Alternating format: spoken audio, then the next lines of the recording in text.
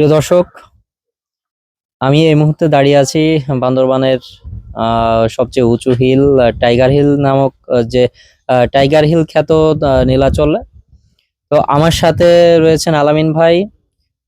আমরা কিন্তু ঢাকা থেকে বান্দরবানে আসছি আসলে প্রাকৃতিক সৌন্দর্যটা উপভোগ করতে। তো আমরা আসলে এখন আলামিন ভাইয়ের সাথে কথা বলে জানবো যে আসলে প্রাকৃতিক সৌন্দর্যটা, বান্দরবানের প্রাকৃতিক সৌন্দর্যটা কেমন। আলামিন ভাই, আপনার বান্দরবানের প্রাকৃতিক সৌন্দর্যটা কেমন লাগছে? অসাধারণ, এক কথা অসাধারণ, খুব ভালো লাগছে। আইসি বান্দরবন শহরটা দেখছি, বান্দরবন অনেক সুন্দর। আপনারা সবাই আসবেন, বান্দরবনটা দেখবেন, দেখলে আপনাদের কাছে ভালো লাগবে। একবার আসলে আমি মনে করি আপনাদের বারে বারে আসতে মন চাইবে। ঠিক আছে, আপনারা আইসা দেখেন, এই জায়গাটা অনেক সুন্দর।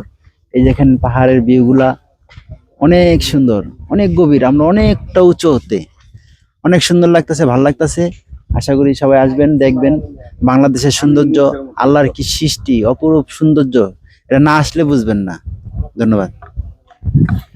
তো আসলে আপনারা শুনলেন যে বান্দরবানের প্রাকৃতিক সৌন্দর্যটা কেমনের, সেটা আলামিন ভাইয়ের মুখ থেকেই শুনলেন।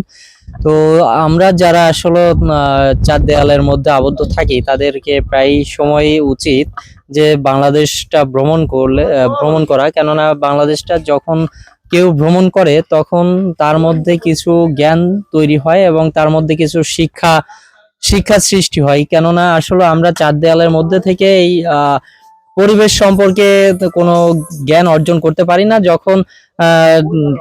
আমরা যখন একটু ঢাকার বাইরে যাই, কোনো পর্যটক স্পটে যাই, তখন কিন্তু আমাদের এই বিভিন্ন প্রাকৃতিক সম্পর্কে একটু জ্ঞান বৃদ্ধি হয়।